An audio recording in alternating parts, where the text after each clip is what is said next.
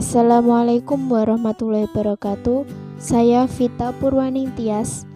Di sini akan membahas materi peninggalan sejarah di Indonesia. Sebelum ke pembahasan, pastinya kita perlu mengetahui SK dan KD. SK adalah standar kompetensi yang meliputi menghargai berbagai peninggalan sejarah di Indonesia, dan kompetensi dasar meliputi menyajikan materi mengenai peninggalan sejarah di Indonesia, mengenal makna peninggalan sejarah yang ada di Indonesia. Selanjutnya, tujuan dari pembelajaran ini yaitu mengetahui peninggalan sejarah yang ada di Indonesia, mengetahui peninggalan sejarah di sekitar tempat tinggal kita. Selanjutnya, langsung saja kita masuk ke pembahasan. Indonesia merupakan negara yang luas wilayahnya. Dengan demikian, bangsa dan budayanya juga beraneka ragam dan juga memiliki banyak peninggalan sejarah. Benda-benda peninggalan sejarah sangat bernilai.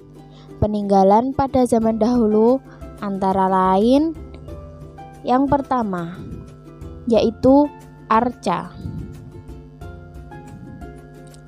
Arca adalah patung yang terbuat dari batu atau perunggu. Contoh arca antara lain arca Roro Jonggrang dan arca Air Langga. Yang kedua yaitu benteng. Benteng merupakan bentuk bangunan yang sengaja dibuat untuk keamanan dan pertahanan pada waktu perang. Contohnya benteng Portugis, benteng Pendem, benteng Jagaraga. Yang ketiga adalah gedung. Gedung yang pernah digunakan untuk berlangsungnya peristiwa-peristiwa sejarah yang bernilai sejarah sebagai peninggalan sejarah. Contohnya Gedung Lawang Sewu, Istana Presiden. Yang keempat yaitu candi.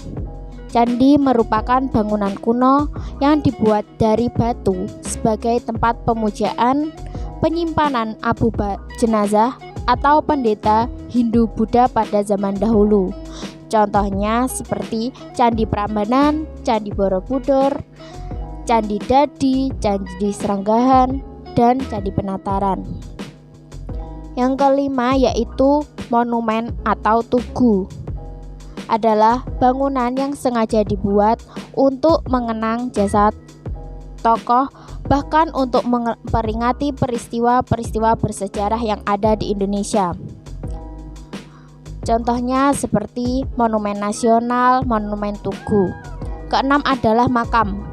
Makam banyak sekali dijadikan sumber sejarah. Contohnya makam para raja yang ada di Surakarta, makam Pangeran Diponegoro, makam Ir Soekarno.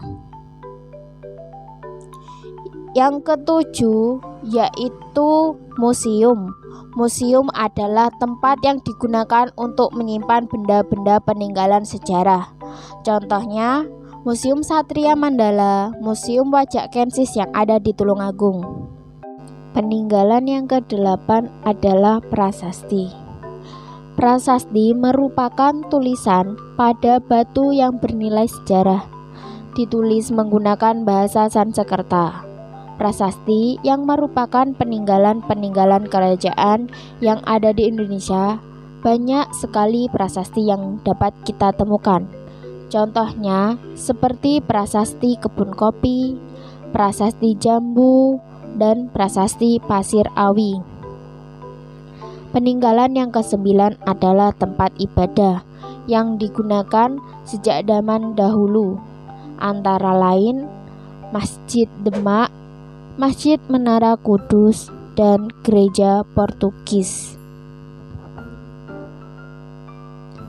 Peninggalan yang ke-10 yaitu kitab.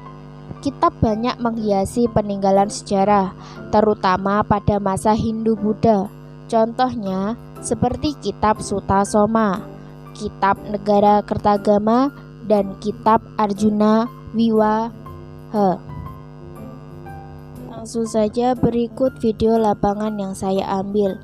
Yang pertama yaitu Candi dan Makam Demang yang terletak di Desa Sumbringin Kidul, Ngunut, Tulungagung. Candi tersebut terbentuk dari batu bata. Bangunan candi tersusun bahan batu bata dan sebagian komponennya berbahan batu seperti umpak dan arcanya. Kondisi candi kini telah runtuh dan beberapa struktur besar di area pemakaman banyak yang menjadi batu nisan. Struktur candi terbesar berada di bawah pohon beringin. Pada struktur ini dijumpai beberapa umpak batu besar. Juga terdapat beberapa lumpang yang terbuat dari batu. Terdapat patung Dwara Pala, patung penjaga atau pintu dalam ajaran Siwa dan Buddha, berbentuk seperti manusia. Biasanya Dwara Pala diletakkan di luar candi untuk melindungi tempat suci atau tempat keramat yang ada di dalamnya. Dwara Pala biasanya digambarkan dengan sosok yang menyeramkan. Bergantung pada kemakmuran kuil, jumlah arca Dwara Pala dapat hanya sendiri atau berpasangan atau berkelompok. Dwara Pala dulunya berjumlah banyak, sekarang tinggal satu karena banyak yang mencuri. Dahulu ada yang berbentuk seperti seorang yang menggendong bayi. Berikut penampakan Dwara Pala, detail bagian bawah Dwara Pala dan bagian belakang. Dan juga terdapat beberapa benda peninggalan seperti lumpang, makam peninggalan yang konon berupa makam para panglima. Berikut fragmen Dwara Pala dan banyak dokumen yang bisa kita lihat seperti foto-foto makam para panglima dahulu, lumpang, dan juga foto-foto candi yang ada di sekitar.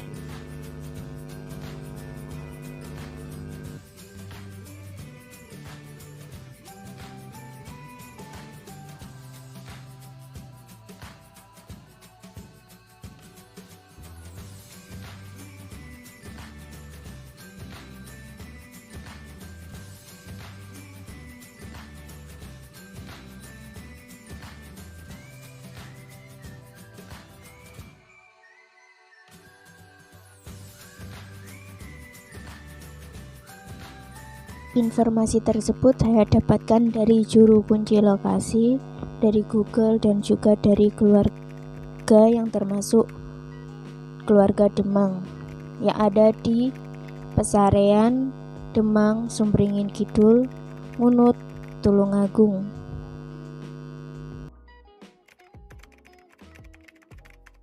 Selanjutnya yaitu situs batu tulis.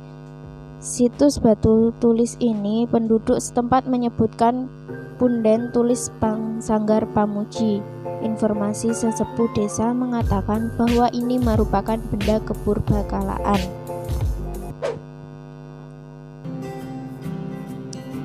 Desa Sumbringin Kulon masih ada hubungannya dengan kepurbakalaan Desa Sumbringin Kidul. Dahulu di kedua situs ini banyak terdapat arca, umbak batu lumpang, dan konsentrasi batu bata maupun andesit.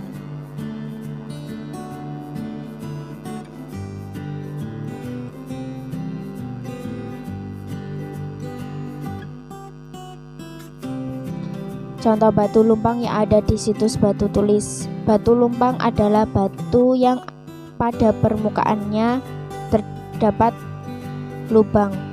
Analisis arsitektur terdapat situs ini adalah termasuk dalam bangunan megalitik. Yang masih dapat diketahui sampai saat ini adalah prasasti yang dibahat mengelilingi keempat bidang, dan di bagian bawah salah satu bidangnya terdapat kumbalaksana. Batu tulis ini berbahasa Jawa kuno, keadaannya sudah halus sehingga sulit untuk mengetahui isinya.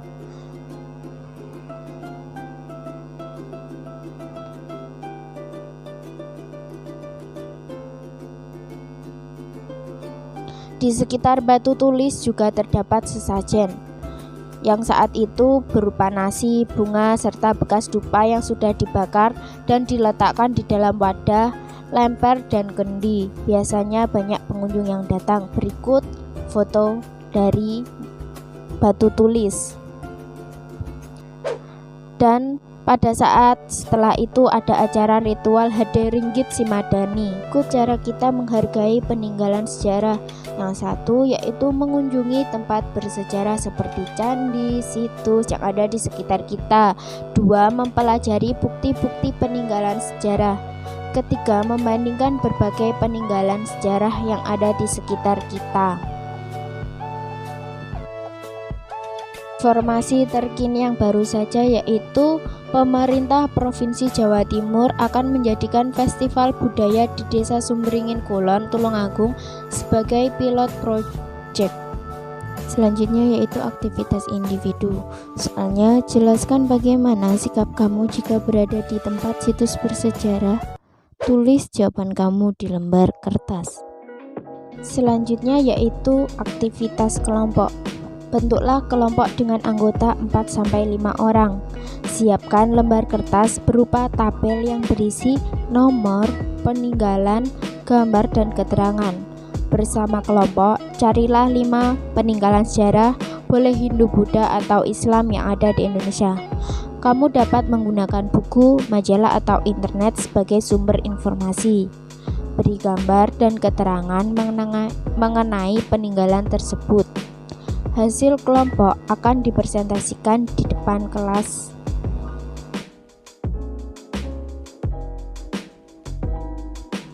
Berikut daftar pustaka yang saya ambil.